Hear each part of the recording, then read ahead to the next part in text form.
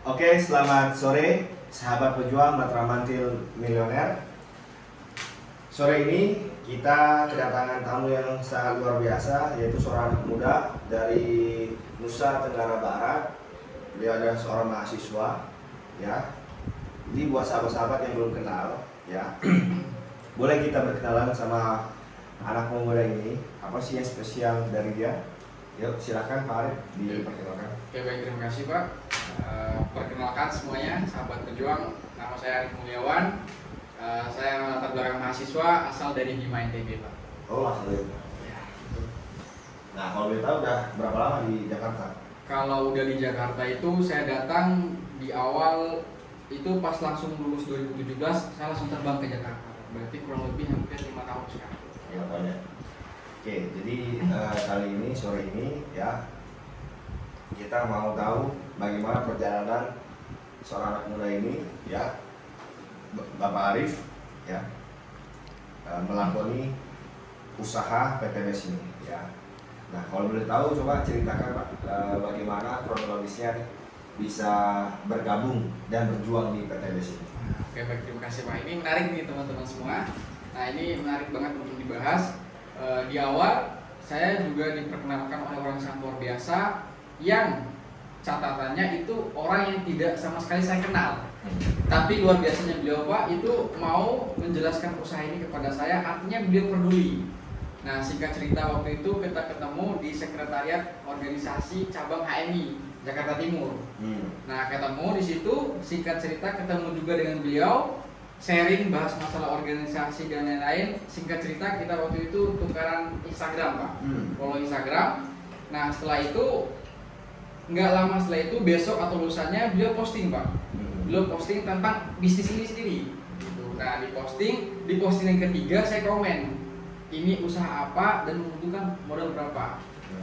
Luar biasanya beliau mengajak saya waktu itu ke pertemuannya langsung. Nah, di JDC waktu itu malam itu dijelaskan, malam itu juga saya bergabung Pak. Nah, tadi kan diberikan oleh beliau. Ya. Jadi sahabat pejuang MTM ini penasaran tuh, beliau itu siapa? Nah, beliau itu luar biasa banget, saya peduli dengan kehidupan saya dan saya peduli tentang impian saya. Beliau sosok yang sangat luar biasa, Ibu Agnes Anissa. Oh, Mbak Agnes. Beliau juga latar belakangnya mahasiswa. Oke. Jadi apa namanya, pertemuan yang tidak disengaja. Iya. Nah, berarti udah jalan Tuhan dong. Ya, betul Pak. Ya, jadi nggak direkayasa, bener nggak? Betul. Jadi Pak Arif sama Mbak Agnes kita kenal dan dipertemukan di sekretariat itu. Iya, waktu itu. Berarti silaturahmi ya. Iya, tapi berujung pulang. Berarti benar ya, kalau misalnya silaturahmi itu mendatangkan rezeki. Nah, betul banget teman-teman. Nah, rezeki itu yang paling kita sering lupakan itu ialah peluang-peluang yang diberikan oleh teman-teman kita. Nah, itu banyak yang kita lewati. Dan Pak Arif ini melihat peluang yang sangat luar biasa, lalu menangkap, lalu sikat habis. Betul Pak. Jadi lanjut ya. Berarti langsung gabung.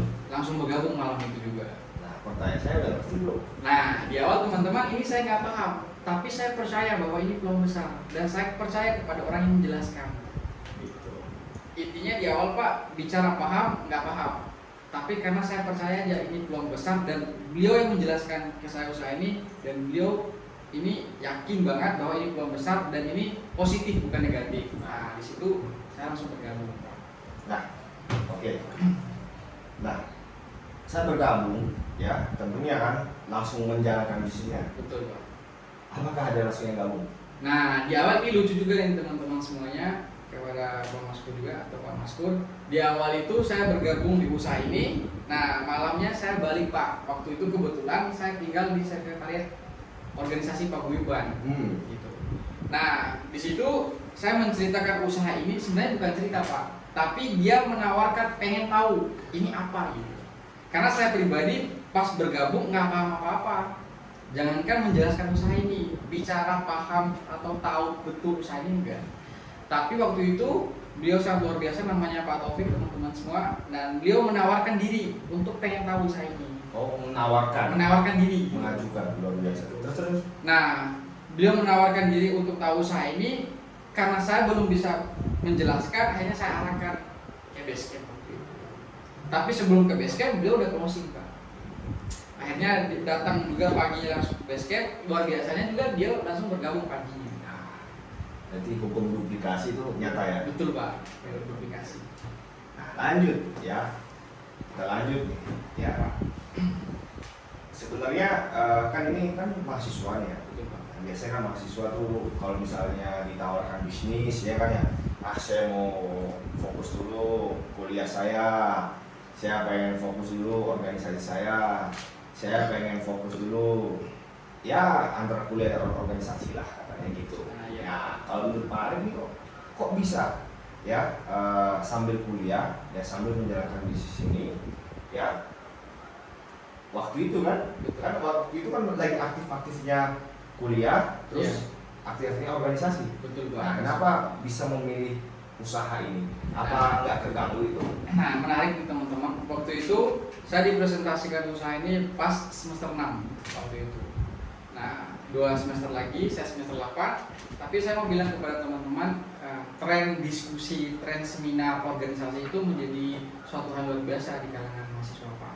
Tapi saya mau bilang gini Pak, kenapa saya mengambil keputusan untuk usaha atau untuk berbisnis di umur yang segitu atau di kondisi masih lagi enak-enaknya demo, organisasi dan seterusnya? Karena saya sadar Pak, saya lihat senior saya satu, beliau sudah berproses di situ tapi efeknya nggak ada, outputnya nggak ada yang didapatkan, hanya hura-hura dan yang lain, hanya sekedar untuk cerita. Ya kalau hanya hidup untuk cerita kan ngapain Pak? Nah itu satu Pak. Yang kedua membuat saya kenapa mengambil keputusan untuk usaha, karena saya bingung sejatinya setelah kuliah ini ngapain gitu. Antara lanjut kuliah, antara mau kerja, ya gimana di kondisi sekarang. Jadi saya memaksakan diri saya untuk melihat peluang sehingga saya bergabung memutuskan. Berarti itu gini ya, apa namanya kita melihat bahwasanya ada opsi baru. Betul. Ya yang bisa apa namanya kita kerjakan ya. Ya betul sekali. Nah ini luar biasa sekali ya. Lanjut ya, coba apa aja yang sudah didapatkan sama Pak Arif? Nah ini teman-teman, saya mau bilang buat teman-teman, usaha ini luar biasa, baru ngerintis tapi sudah mendapatkan hasil gitu Pak. Di luar sana bicara belum aja start, apalagi ngerintis kan boro-boro dapat hasil.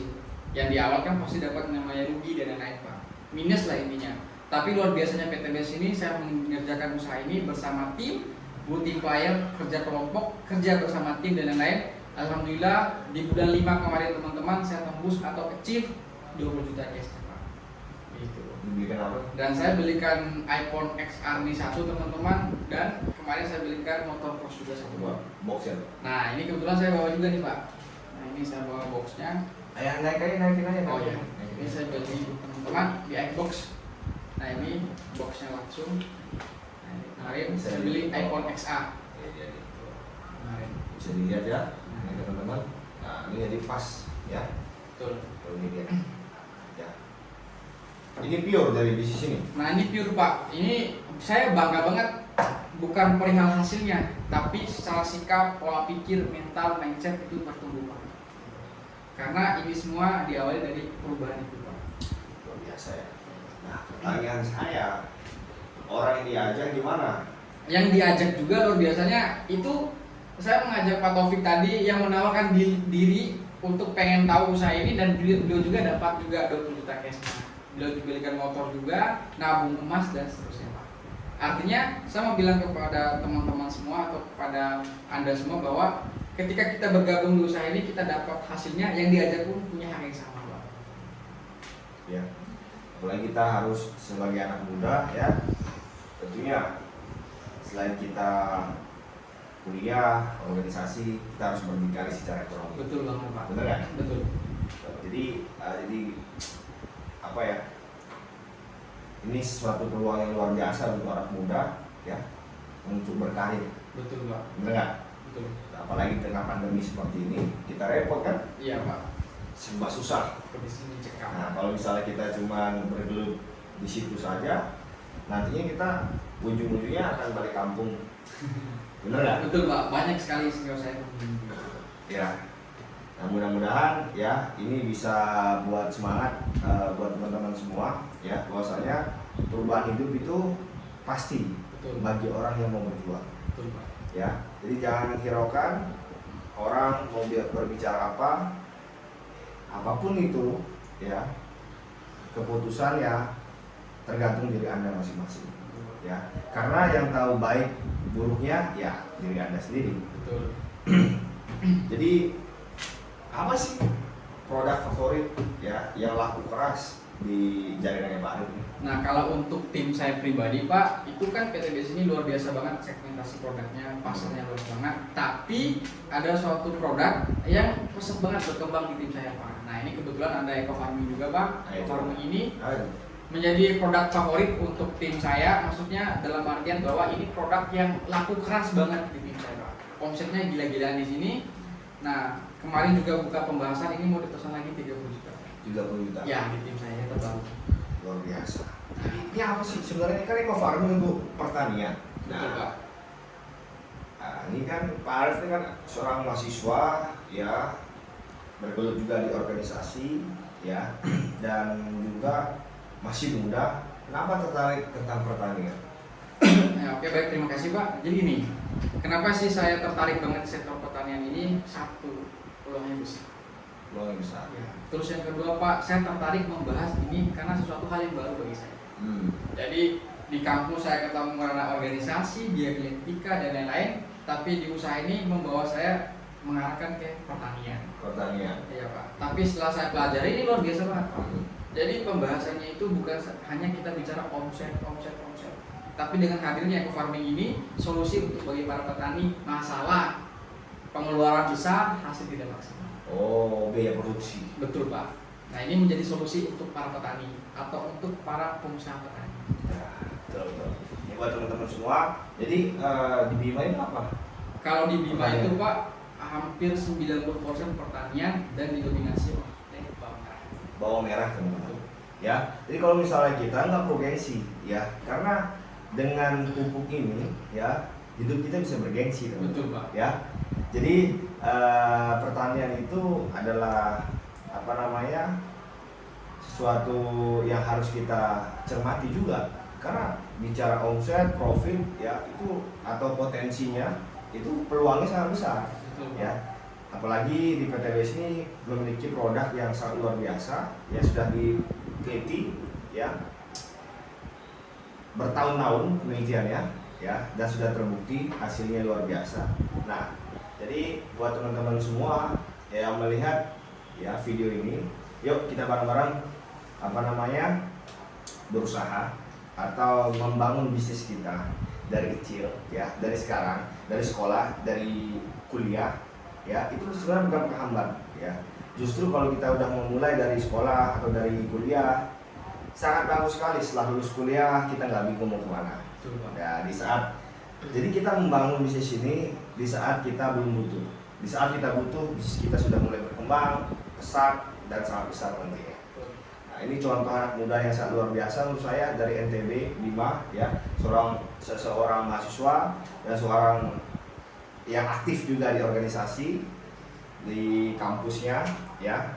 Ya, mudah-mudahan video ini bisa membuka pola pikir kita bersama untuk berdikari secara ekonomi, ya. Jadi obrolan kita tadi obrolan santai, ya, tujuannya satu, untuk mengajak kita semua berdikari secara ekonomi, ya, tidak merepotkan orang tua, tidak merepotkan orang lain, dan tidak merepotkan senior kita juga. Betul. Ya, jadi kita harus berdikari secara ekonomi. Coba Pak Arif bisa sharing sama teman-teman, ya, menutup apa sih motivasi terbesar Pak Arif sampai ngambil paket yang luar biasa, ya, priority, Iya. yang berjuang benar-benar tuh, apa sih motivasi? Nah, jadi gini teman-teman, mungkin ini dari saya pribadi. Nah, motivasi saya untuk ngambil priority paket tertinggi di PTBS itu satu, teman-teman. Saya pengen mendapatkan hasil terbaik, itu satu. Yang kedua Pak, saya pengen freedom. Artinya di PTBS ini bukan hanya saya bicara jangka pendek atau jangka menengah, tapi jangka panjang dalam artian asetnya Pak. Karena itu yang bisa menghasilkan yang nantinya akan bisa mewujudkan impian-impian kita ke depannya. Dari saya pribadi, saya pengen kaya Pak. Gitu. Kemarin saya dengar ceramah Pak, jangan pernah tabu dengan kekayaan itu sendiri Pak. itu luar biasa banget, itu nancap banget di hati saya Pak. Berarti selama ini kalau saya iri dengan orang yang kaya, berarti itu saya salah. Pantas kekayaan itu jauh Pak. Mindset ya. Betul Pak. Jadi ya kita harus menjadi hal biasa itu, bahkan harus memang betul-betul kita kejar gitu Pak. Karena apa ya, ketika kita mencapai kesuksesan atau kaya itu sendiri itu luar biasa Pak, bicara kebermanfaatan. Cuman kadangkala dari orang atau kelompok tertentu itu menganggap itu aneh atau tabu Pak. Gitu. Tergantung kaya yang bagaimana dulu.